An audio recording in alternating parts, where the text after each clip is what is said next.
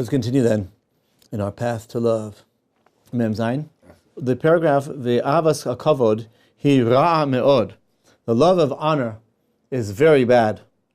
Therefore,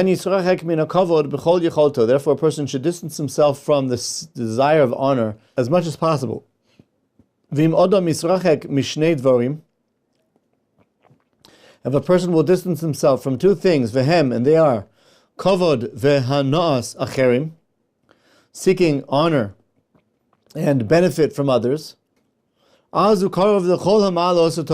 he's very close to all of the good attributes. If a person avoids looking for honor and getting benefit from deriving benefit from other people, that's a very good thing. The desire for honor, glory, recognition ruins most of what people do. Because everything that he's doing, he's really only doing for honor. And even if he's not particularly focused on the actual honor that he can get from something, if he's constantly running after getting benefit from other people, then all of his deeds are also going to be ruined. Because his heart will always be inclining him towards benefit, towards profit. Therefore, a person should really take to heart this idea of refraining from looking for honor and recognition in other people, and also what he can get out of other people. They're kind of related, because when you're looking to get things from other, looking for recognition and honor and respect from other people, that's like trying to get something from other people for your benefit. However, that all being said, sometimes there is actually a mitzvah side to running after honor. For example, if he is a righteous person and wise in Torah,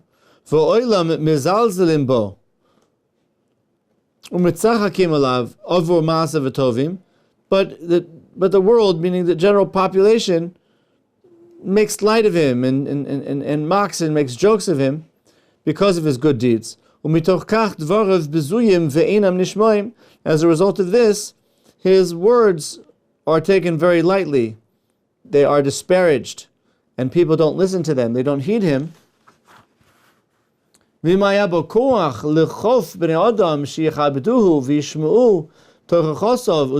he had the power to force other people to honor him and to listen to his words of rebuke, this would be an instance where it would be correct to demand honor. Yeah, to run after and demand honor. If they, for example, embarrassed him in public, he should not forgive them until they appease him. He should demand that they make a public restitution, public apology for having offended him. Yeah. Why? It's not because here it's not like his personal honor that's at stake. It's because people are not respecting him, that they're not taking the Torah seriously, or the rebuke that he offers seriously. And as a result of this, they're not acting properly. So there, he's not really demanding honor for the Torah. Demanding honor for himself. He's really demanding honor for the Torah.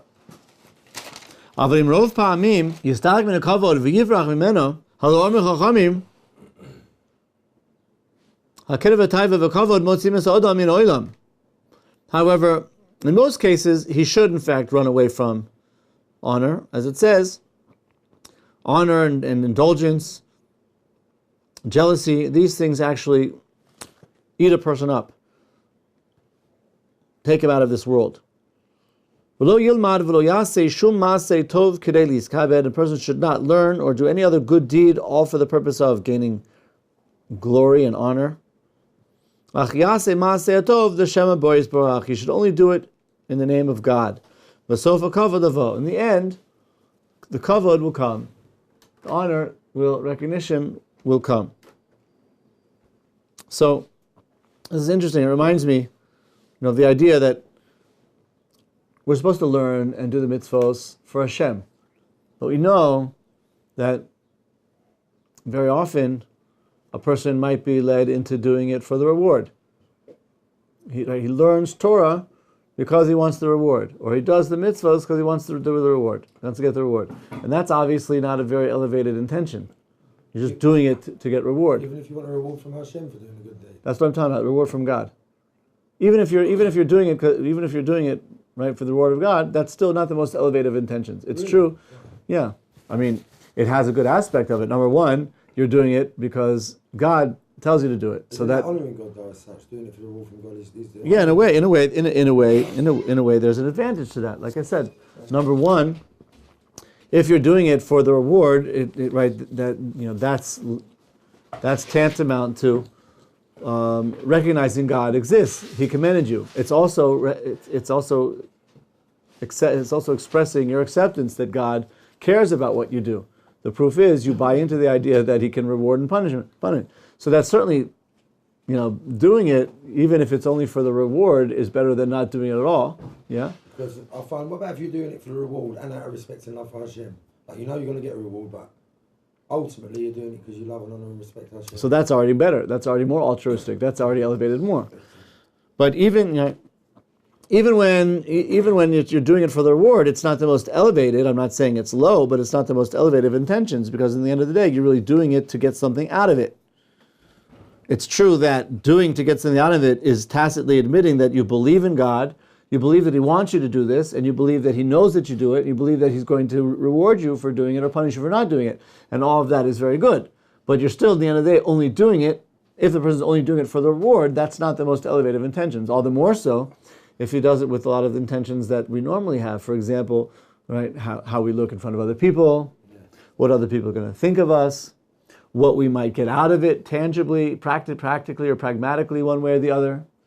Or, for example, to impress other people, and all of the other types of things that can come into our mind when we learn and when we do mitzvahs, which are clearly on an even much lower level. So how does a person kind of ensure that he's going to be learning and fulfilling the mitzvahs with the right intention and not just for the reward, or with these other intentions which are intermingled? How about, say like you're saying that do it in front of people, what about if you had every intention of making tzedakah and you was going to do it whether you was on your own?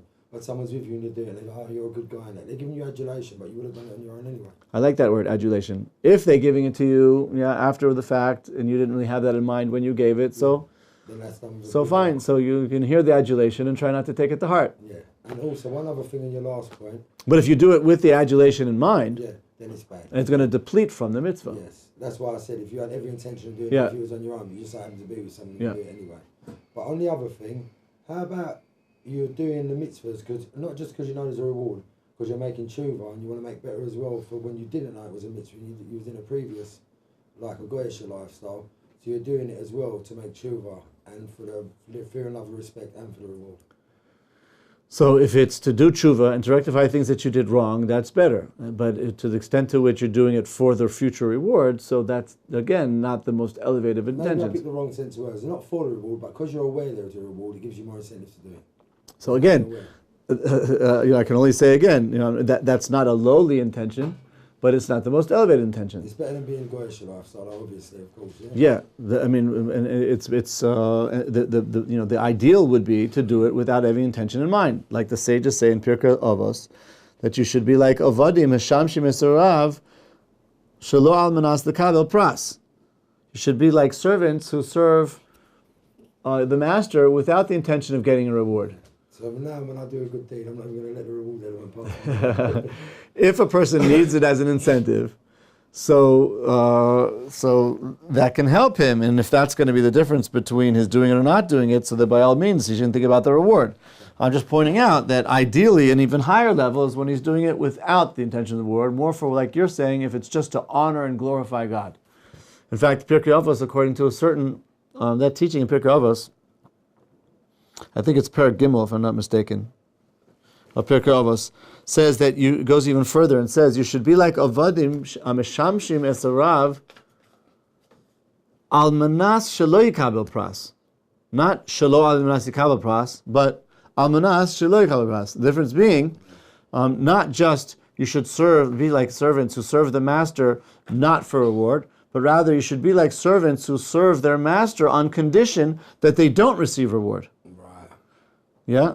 Not only are you not serving, really, not only are we discouraged from serving God for the reward, we should be encouraged, yes, to serve God, right, under the understanding that I'll not receive any reward, which is an even higher level. That's a lovely concept. Yes, I mean, I want to serve God, and I want that service to be so pure and so altruistic that I want to do it under the condition and the understanding as if there is no reward. Now, the truth is there is a reward, but we should be willing to do it, right, as if we were actually willing to make a condition. Like you sometimes say to your friend, I'm willing to do it for you, only on one condition, that you don't pay me for it.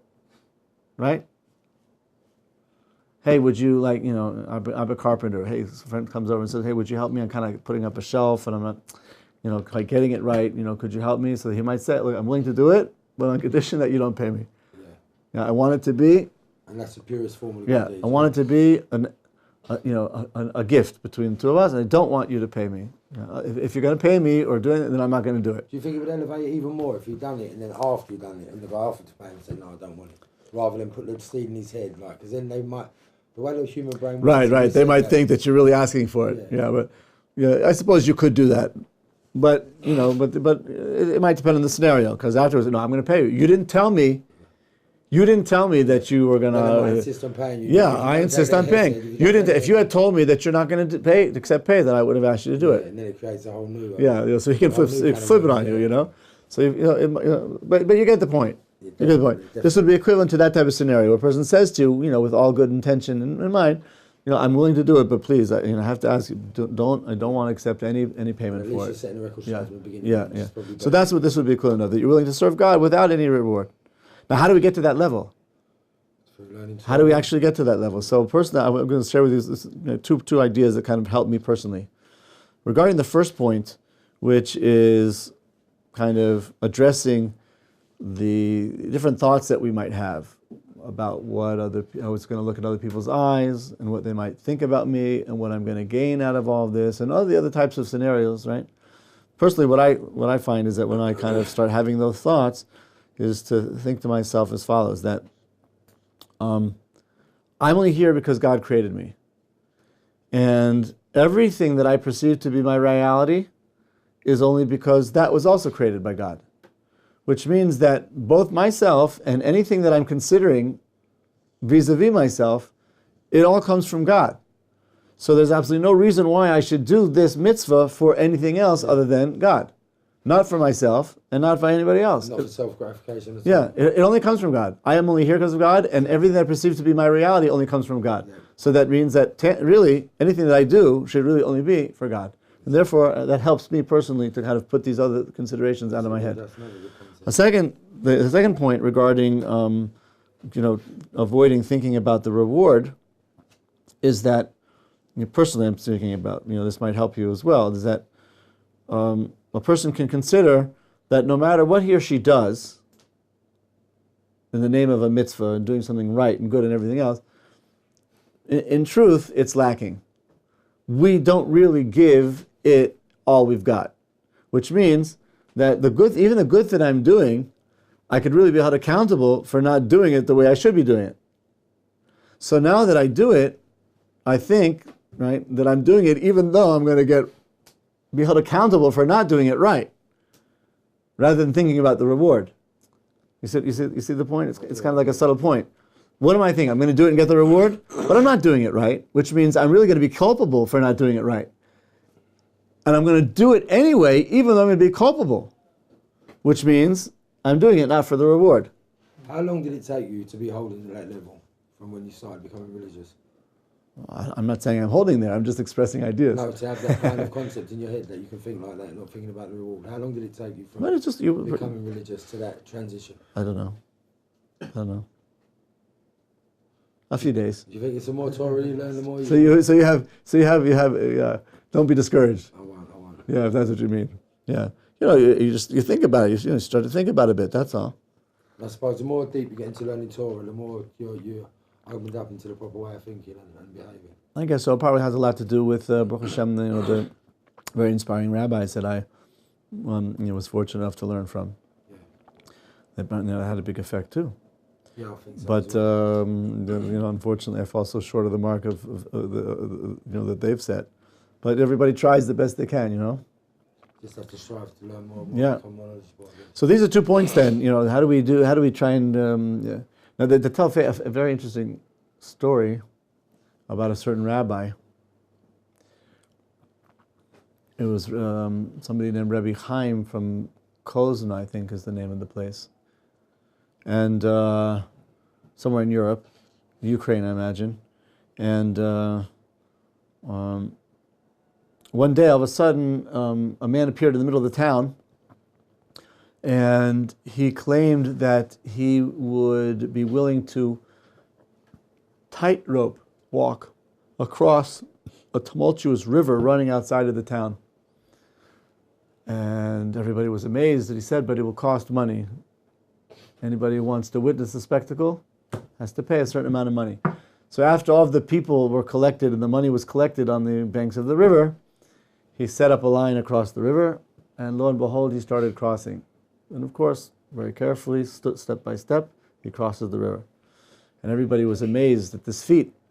And they asked Rabbi Chaim, this Rav Chaim, his Talmidim, his disciples that were there, asked him whether he was impressed, what he has to say about this tremendous feat.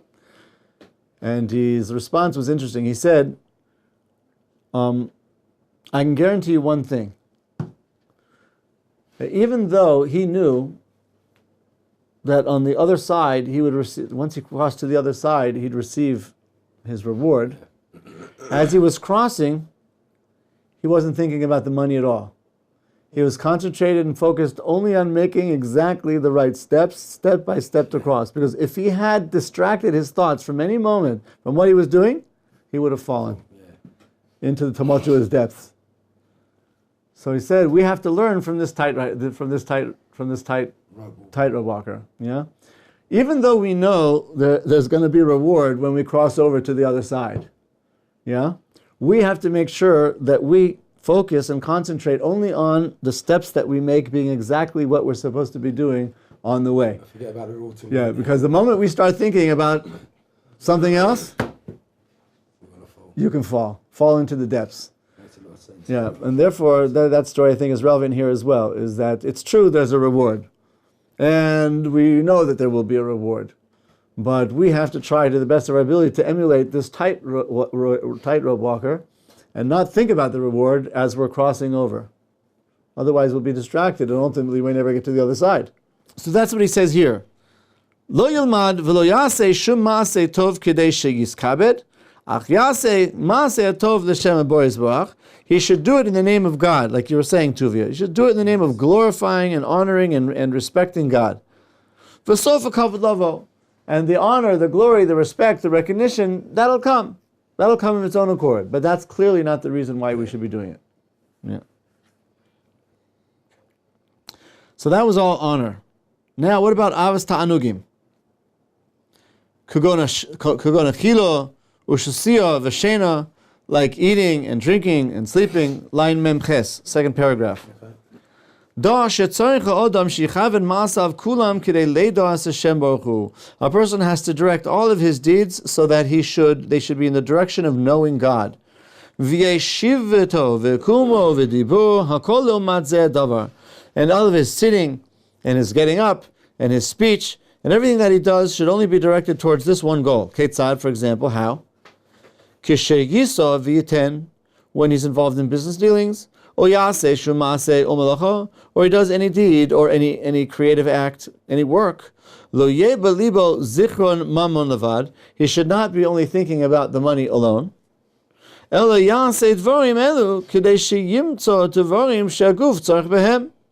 Rather, he should have in mind that what he's really doing here is in order to fulfill the needs of his body.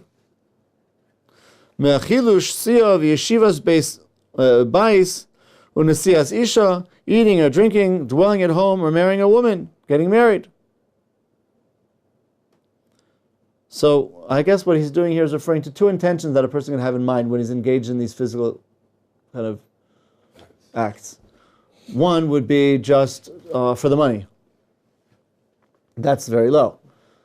A more elevated intention would be, it's in order to sustain myself. That also doesn't sound like the most elevated intentions. Unless he means, or there might be even a higher level, where the intention is not just to eat to fulfill your immediate desires, and not just to eat in order to stay alive, but to eat in order to sustain yourself, in order to be able to serve Hashem.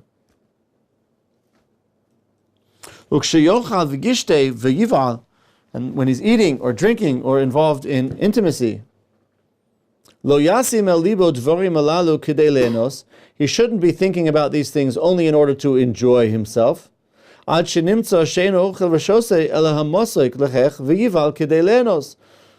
the result would be that he'll only be eating and drinking things which are going to give him delight to the palate. Right? Sweet tasting, good tasting things which are not necessarily healthy. Or he's only going to be involved in intimacy for the actual sexual kind of pleasure or experience. Rather, what he should do is that he's eating in order to make his body healthy.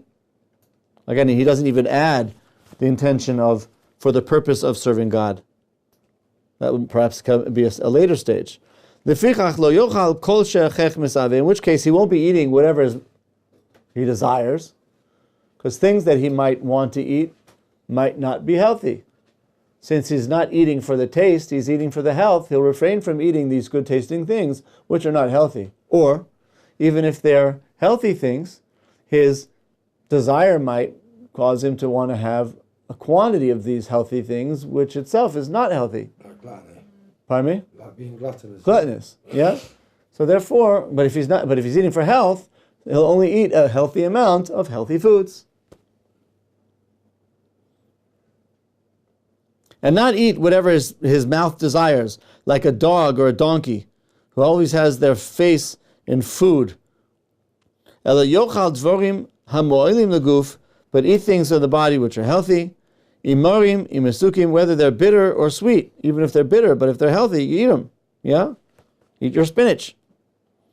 And you won't eat harmful things to the body, even if they're sweet tasting. It's an important point. Because we're used to indulging ourselves, and it's very habit forming.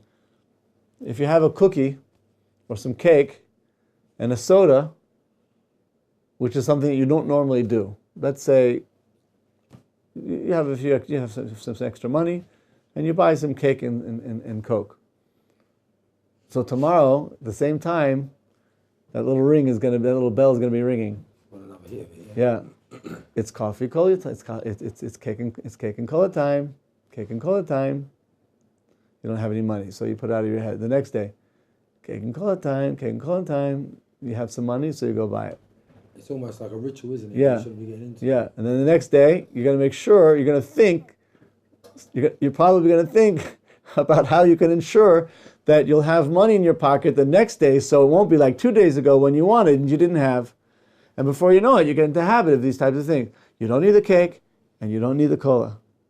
Do you think the other element where it consumes your thoughts is bad as well? Because if your thoughts being consumed where you're going to get your next sweet treat, it's less that you can concentrate on learning Torah and doing the right thing. Mm-hmm. So you've got the gluttonous element and the element that takes your mind off what you're doing anyway. Because you said you're thinking where you're going to get Yeah. And also it's physically not healthy. So many ways in which this is harmful.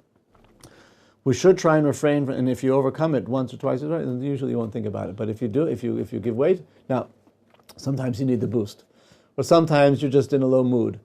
Sometimes you're upset, you can't concentrate. You feel like, you know what, I need to pamper myself a bit. Yeah. So if it's a one-off thing from time to time and you're using it to jumpstart, so that's one thing. Is it actually a mitzvah to eat healthy? Yeah. It is actually a mitzvah to eat healthy. Yeah. And that would only be one of the ways in which it's a mitzvah to keep yourself healthy in general. So, it's a mitzvah to be physically fit. Is it an avera to smoke? That's a very good question. I think we discussed that the other day. Because you told me the halacha on smoking. Somebody they said if you already smoke, you can smoke. But if you don't smoke, you can't start smoking. That's It's a very difficult topic. Everybody agrees it's detrimental to your health. Everybody agrees it's detrimental to health, and everybody, it should be obvious to everybody in all opinions that it's a person shouldn't start and it seems obvious that a person should be required to stop. There's those who say that you can't start, but once a person's started, they don't have to stop. That's it. Yeah, that's the version you heard, and that's basically, based on the idea that even if it's dangerous, it's not immediately dangerous. Yeah. It would only be cumulative. And the withdrawal symptom from the tobacco you've been smoking for years could be dangerous to your body as well, no? Possibly. I personally don't see it that way. I personally see that, again, I'm not a smoker, Baruch Hashem, and I don't know what it's like to be addicted to it. But, it seems, at least, from my own biases, that a person should have to stop and it should be prohibited to continue. If there are those who make the distinction between starting and continuing, I'm just trying to explain that the reasoning, as far as I understand, is that, again, arguably, v'nismartem מאוד על נפשותיכם is referring to imminent danger. But danger which is only cumulative is not necessarily included in the prohibition of not harming yourself, or the requirement to prevent yourself from coming to harm. So you can't really point at any particular cigarette and say, this is going to kill him. That's right. It'll only be cumulative over many hundreds of cigarettes, over many hundreds of days, or years, or whatever the case is. Tattoos are really bad as well. Tattoos, no worse than any others. No worse than any others. But if once you're knowledgeable and you know about Torah and you know what you should and shouldn't do, to have them removed, if that's damaging yourself at all, is that using an avera for another avera? No, there's nothing wrong with kind of inflicting the wound, quote unquote, necessary to remove them. Okay, thank you. If it's similar to the way in which a person can subject him or herself to cosmetic surgery. If the appearance bothers the person, makes him feel subconscious, out of place, uncomfortable, or anything like that, so they're allowed to subject themselves to like non-serious harm. We're not talking about life-threatening harm. To improve their appearance. Yeah. All the more so if you're talking about like not corrective surgery, like removing something or actually cutting into the body to correct something. That's even cosmetic would be permitted. Right. Okay. So it's definitely prohibited to inflict the skin with the administering of that tattoo. Aside from that, it's just prohibited to have tattoos because there's a prohibition of going in the ways. In addition to damaging yourself, it's a prohibition of going in the ways of the non-Jews. Right, yeah, it's a non-Jewish thing to do. But once a person has them, they don't have to be removed. And if a person wants to have them removed, he can, but he should think very seriously whether removing them is really going to remove them or just fade them. And is it worth all of the money and the pain and the time? It just looks like scars. Yeah. Or maybe that money would be much better spent buying Torah books and let the Torah learning that he does erase those tattoos spiritually. And a few rabbis have told me, I'll just get another one, like rubber stamping it. If you had them done when you were secular and you didn't even know the implications, Hashem won't punish you off for them. Like any other transgression, to the extent if a person is not aware of them, then to the extent that he's not aware of the prohibition, he won't be held accountable for it. But this might be an opportunity at least to dispel one common misconception, is that a person with a tattoo can't be buried in a Jewish cemetery. Yeah, that's not true. Yeah. What were you going to say before? I guess how far should you go in the line of thinking, like you're saying one cigarette won't kill a person, but say it's not the person smoking the cigarettes, now you're the person selling the cigarettes, or like when I was learning about kashrut, a friend of mine's like, go into the grocery store and I'll tell you what the symbols look like. So over the phone, I was getting in a kashrut class, and they're pointing out things in my store that were kosher. And I came from like a very organic hippie neighborhood where everybody had these little farms on their yards, and they were telling me I can't eat that stuff, but the stuff that will literally kill you, like Pringles and stuff, just poisonous chemicals, that stuff's kosher. And I thought, well, one won't hurt you, but like you're saying, like one leads to another, and some stuff are like so like they're addictive in such a passive way that like you have one and you're pretty much always going to want one, like a cigarette. And so it sounds like you're saying that certain foods which might not be considered kosher are healthy, and other foods which are kosher might not be healthy. So how can it be kosher if it's not healthy? Well, it's also like, is it an avera to like even sell? And how can you sell those? Yeah, how can you? Yeah, there's a lot of stuff involved in that question you just raised. I think the kashrus just boils down to the ingredients, doesn't it? Obviously, there's lots of unhealthy things out of kashrus. Yeah, but well, technically speaking, it's true. But what I was getting at is his question is kind of a loaded question because it involves the issue that he just said, which is, is it proper to give kosher? Is it proper to give kosher certification? Thank you. To something which is unhealthy, where it's not, where it's an avera to eat unhealthy, or for example, is it appropriate? This takes different forms. Is it even if the ingredients are kosher, is it appropriate to give kosher certification to food that might be prepared on Shabbat or sold on Shabbat? The food is kosher, but the context is not. And right? If it's a mitzvah, it's related, right? The food might be kosher, but the context being not healthy is not. Yeah. Or the food might be kosher, but the context being Shabbat, desecration is not. Or, for example, the food is kosher, but it comes about through animal cruelty. So the context is not. Is it right to give kosher supervision to meat, for example, when that meat comes from, from let's say, from animals that were raised in ways that the Torah would consider to be cruelty to animals? So these are all issues that part of that the kosher industry has to deal with, because on the one hand they're required to give kosher certification. On the other hand, they have to be careful that kosher certification doesn't what's the word I'm looking for? Give breach the right. Yes, doesn't warrant other transgressions. So these are all issues that, and usually the responsible kosher organizations will not give kosher certification to things that involve Shabbos desecration or cruelty to animals. Regarding health things, they're less particular about. So that you'll find kosher symbols on things like Pringles or whatever, things that are not particularly healthy. Because at the end of the day, it's true, they're not healthy, but they're not immediately harmful. I think they're probably a lot less harmful than cigarette smoking. Of course.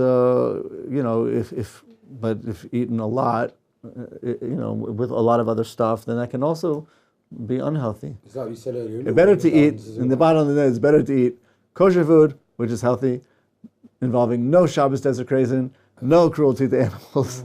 Let me ask you an interesting question, Rabbi. You said about the cruelty to animals. Now, veal is a very well-loved thing in the kosher community. You get loads of kosher veal. The way veal's reared, it's a baby cow. They put it in a box with no light, and they don't feed it, so it can't produce any muscle, So that's a very cruel method, the way they make veal. But that's still kosher.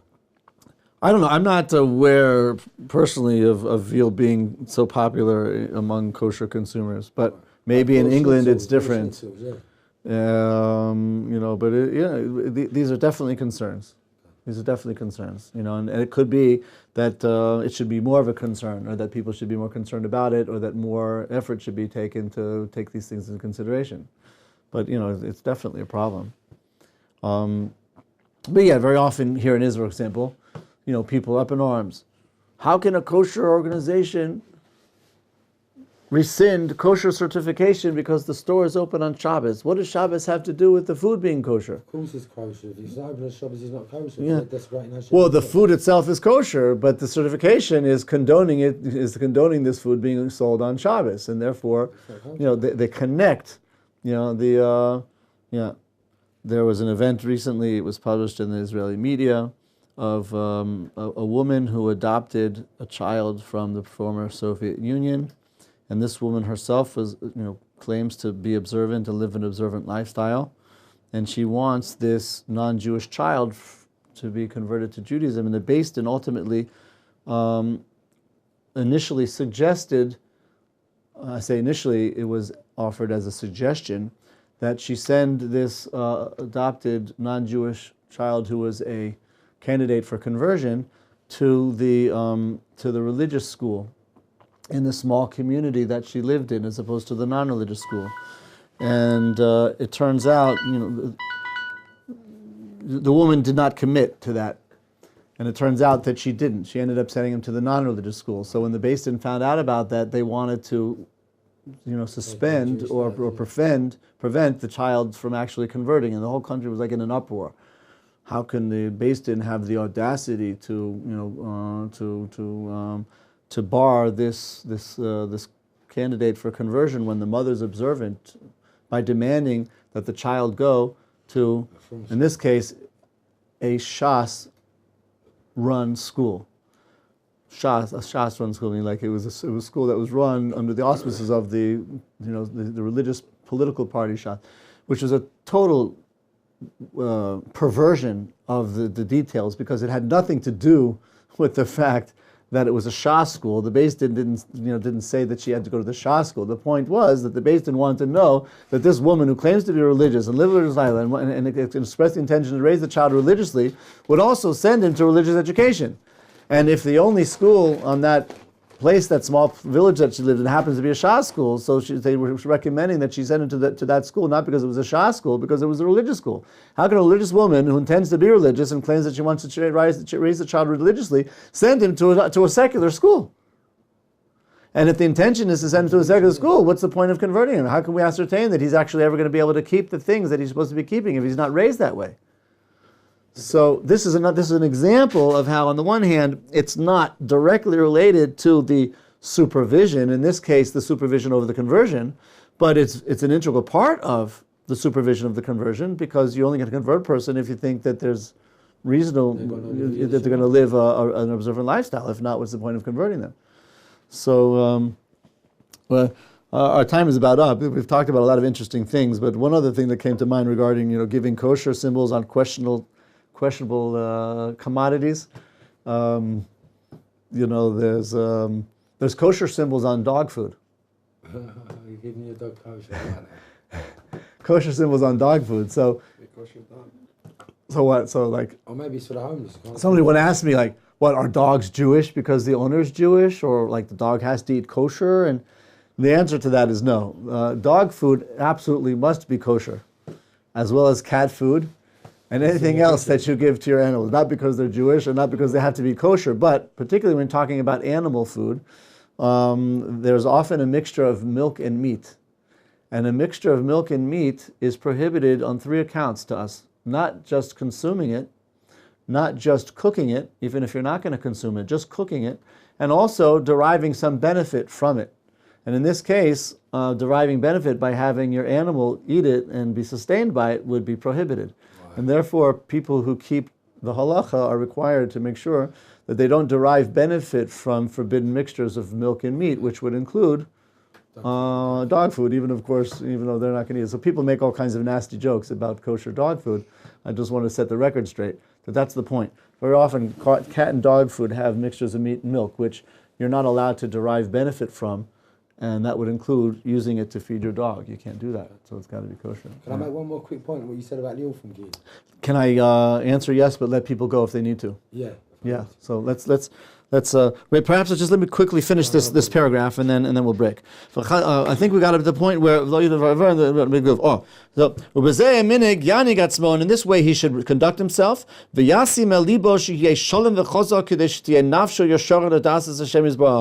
therefore he should pay attention to being strong and healthy in order that he should be able to have proper attention and focus in order to know God.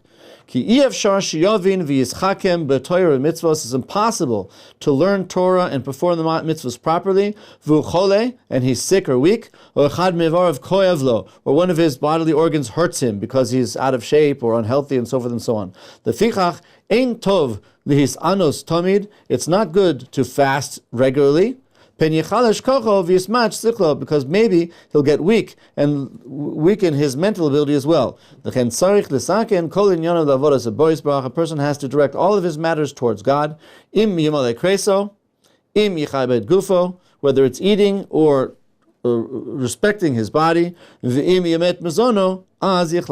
if he reduces too much in his food or his other bodily needs, he'll become weak and sick, and he won't be able to learn Torah or fulfill the mitzvahs properly. And this more or less fits the wording of the Rambam, which he's kind of quoting, where the Rambam says that a person will not be able to basically paraphrasing, the Rambam says the person will not be able to learn Torah, fulfill the mitzvahs, if he's weak and unhealthy. And therefore a person has to keep himself healthy, which includes living the healthy lifestyle that the Rambam sets out there in Hilchos Deos, which includes eating properly, sleeping properly, drinking properly, doing one's other things properly in moderation, including intimacy, and also to exercise regularly. These are all things which the Rambam says a person needs to do, without which he can't understand the Torah properly. And that's what he's referring to here. All right, let's break, let you guys get to the next class.